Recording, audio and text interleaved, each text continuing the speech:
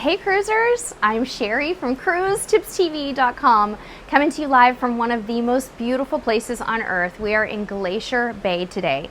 Would you believe that after 40 cruises, this is actually my first time visiting Glacier Bay? Have you visited Glacier Bay? If you have, I'd sure love to hear from you and have you tell me a little bit more about your experience here, because I have been on the verge of tears all day today with just overwhelm at the beauty. This is just such an incredibly magical place. So today I'm going to tell you what we're doing here, what cruise line we're sailing with. I'm going to talk about our stateroom, the ship, and answer some questions from our audience, as well as share our Glacier Bay experience. Stay to the end for that Glacier Bay experience, and I'll be sure to give you guys some tips and tricks if your cruise is visiting this incredible area. So, what ship are we on? We're back on Holland America, you guys. After a 15-year break from Holland America, we're finally back and we're so excited. We're on Eurodam. Eurodam is an incredible ship. This ship was built in 2007. It's just over 86,000 tons and it holds 2,100 guests. So it's a really nice mid-sized ship. It's not a small ship, it's not a large ship, it's a beautiful mid-sized ship, and we're so enjoying it. Now we are on a 7-night Alaska cruise. Our itinerary visits Sitka, Juneau, Ketchikan, Icy Strait Point, and the incredible Glacier Bay. And I want to thank Holland America as well for hosting us this week and inviting our family to come and experience this. And we're really glad to be back. Let's talk about our stateroom. We're staying in a balcony, and the balcony cabins on Holland America are not just any balcony cabin. They're really super special to us, and I'll tell you why. I feel like you get more for your money with a Holland America balcony because you get a really large balcony. The one that I'm standing on right now, it seems like it's almost double as deep as some of the balconies that I've been on recently. Also, these staterooms have bathtubs, and you know me, I really miss a good bathtub when I'm cruising. You know, I go home and I miss my coffee pot, I miss my bathtub.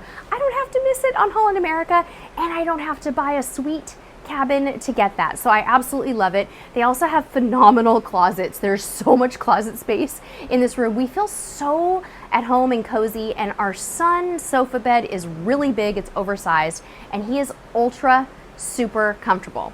Now, at the end of this video, when I answer a few more questions, I'm going to talk to you guys about kids on Holland America, teens on Holland America as well. So far on this cruise, we have we're basically like 3 or 4 days into the cruise. I think we're 3 days in. We went to Juneau yesterday, and we had a sea day, and today we're on our Glacier Day. And then coming up next, we have kind of our busy port times. Tonight, we're actually in Icy Strait Point. So on Eurodam, they actually combine your Glacier Day with your Icy Strait Point Day, which is really cool. So in our next video, I'll be sure to tell you more about the port activities that we do and stuff like that. Let's talk a little bit more about what is available to do on this ship, what the ship is like. So this ship actually has a very big focus on music. You have the world stage, which is the big, beautiful theater here where you can take in a bunch of different shows. We saw the coolest show last night. We saw a guy doing what is called a xylosynth. I have never seen anything like this on a cruise ship before. It was like a combination of music and performative artistry, and it was just the neatest thing ever. There's all kinds of different shows available in the main theater as well, so I'm looking forward to seeing more of those. Also, there's the billboard on board area on this ship, which Holland America is very well known for, as well as the Rolling Stone Lounge. And in that Rolling Stone Lounge, you can see a whole lot of entertainment, including a 7-piece band. So if you're a music lover, Holland America is great for you. There is a 2-story beautiful main dining room where you have kind of traditional dining experiences there. You can go to the second level of that dining room if you have set dining times, or you can kind of walk in on an anytime basis down on the bottom level. There's also a beautiful buffet on this ship. It is a staff server, full serve buffet, meaning that the staff serves most things to you. There's a few areas where you can grab your own food like fruit and bread and stuff like that, but the salad bar, the carving stations, all of that other stuff is full serve, which is nice. Beautiful seating along the windows. And while it does get a bit busy up there, I will say that they do a great job with crowd control. There's lots of specialty dining as well on Eurodam. There is Canaletto, which is an Italian and pasta restaurant for an upcharge, and they actually carve out a back section of the buffet for that at night and make it kind of an elegant area. Then you have Tamarind, which is an Asian fusion restaurant. We're going to be dining there a little bit later this week and we'll tell you about it. And there's also Nami Sushi. Now, Nami Sushi is located kind of in the middle of the Tamarind restaurant and is an a la carte sushi restaurant. And that is where we are dining tonight. So I'm excited to go have some rolls and a light dinner up there before we go to Icy Strait Point. And I'm really excited too that the pricing in there is very much reasonable. You can get rolls for just a couple of dollars. You can get full entrees around the $15 price point. So that's really nice. There's also a beautiful bar up there by the Tamarind restaurant and Nami Sushi. It's called the Tamarind Bar. And I'm gonna declare that the Tamarind Bar is one of my very favorite places on this ship. It is so cute. It's like got little lounge vibes. It has these little nooks where you can go and sit. They have like chaise lounges and these privacy curtains between the different lounge areas. Gorgeous, gorgeous views. And I feel like people haven't quite figured out that the Tamarind Bar is there yet. There's also the Pinnacle Grill. The Pinnacle Grill is the steakhouse on board, and we dined there on the first night. Just outside of that, there is the Pinnacle Bar, so you can get drinks there. There's several places to get coffee on board. One of the coolest places to get coffee is upstairs on deck 11 at the amazing Crow's Nest. The Crow's Nest is like a big, beautiful observation lounge with a bar. And in the morning, it's a coffee shop. And by day and night, it becomes a full bar where you can go and get coffees or you can get drinks, sodas, whatever you want. And up there, they have games, they have board games. On the Glacier Day, that's where you go in the very early morning hours to hear all about the kind of glacial activities. They have a little store up there. They have the rangers and the naturalists up there. And it's just a really neat place to hang out. If it's chilly outside on your Glacier Day, you want to go to the Crow's Nest to chill out up there and just take in those incredible views. All right, let's answer some questions from our audience now. The first question I always get from folks is, what's the demographic like on the ship? What's kind of the average age range? Now, Holland America is kind of known to be more of a mature cruise line where typically you're gonna find people who are 50 plus. But when you step into the summer months, especially here in Alaska, you're gonna have a lot more families and younger people. In fact, I would say the average age on our cruise is closer to 45. There's people in their 20s. There's certainly people in their 50s, 60s, 70s and above, but the average age has come way down for these summertime Alaska cruises. We're late May and summer.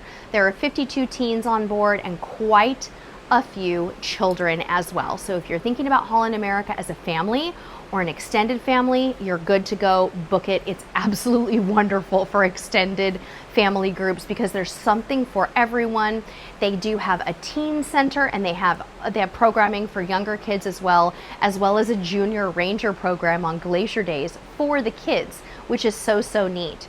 So the teen club actually turns into an arcade at night. So from 2 to 10 p.m. the teens can go and they can hang out there. But from 6 p.m. to 10 p.m. they open the teen club as an arcade. And that means that the teens can still hang there, but families can go up there and check it out as well. So lots and lots to do for kids and teens as well. If you're considering Holland America, do not discount this cruise line. If you are cruising as a family, if you're maybe a grandparent and you're thinking about taking the whole clan, it is an absolutely excellent fit for you. Entertainment has been wonderful on board. I know that we talked a little bit about that earlier. We talked about the billboard on board. We talked about the world stage. We talked about all of that. There's really something going on all the time. If you like music and nightlife, there's probably something for you. They have dance parties. They have all kinds of music, and honestly the music on board has kind of been more modern than I would have expected. You're going to hear a lot of contemporary music in a lot of the different venues on board, and there's just so much to do, so many shows to catch, so much music. It's a lot of fun.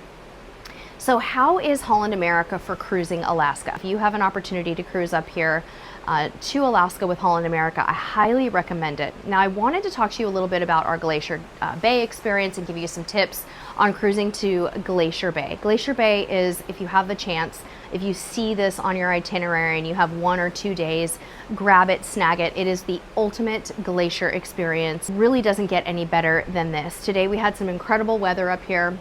And here's why you should absolutely get out on those open decks on your glacier day.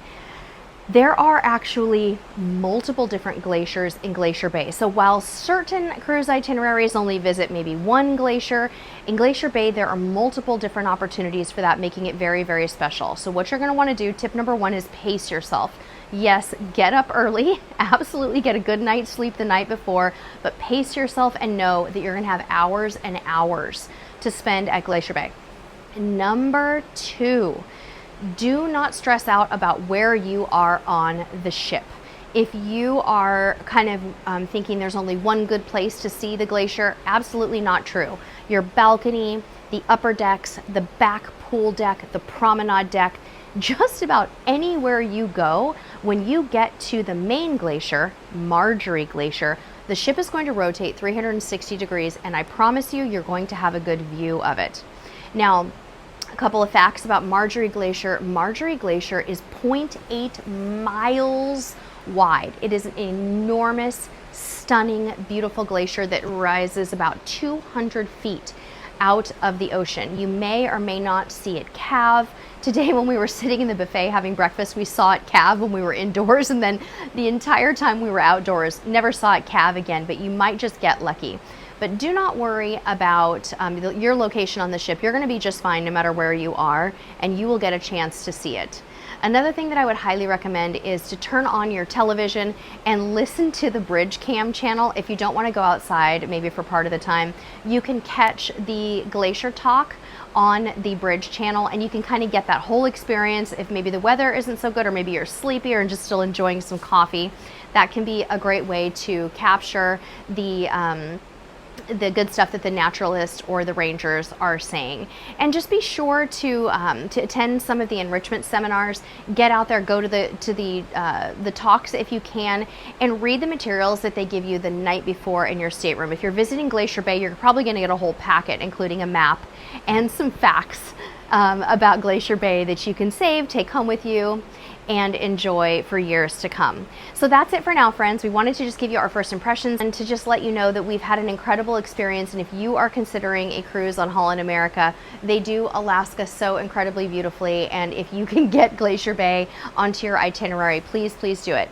I'm going to link to some Alaska packing tips down in the comments and the description of this video. If you are looking to cruise to Alaska, we have some do's and don'ts. We have some packing videos for you to help you out and to make sure that you get the most out of your experience and that you pack the right things. I will actually put a little link to this jacket that I'm wearing too. This has been a great warmer jacket for this cruise that I invested in, and I'd love to share that with you, along with some rain layers and some other outerwear. Of course, if you have any questions, leave them for us down below, and you can look forward to more Holland America content coming soon from our Alaska adventure.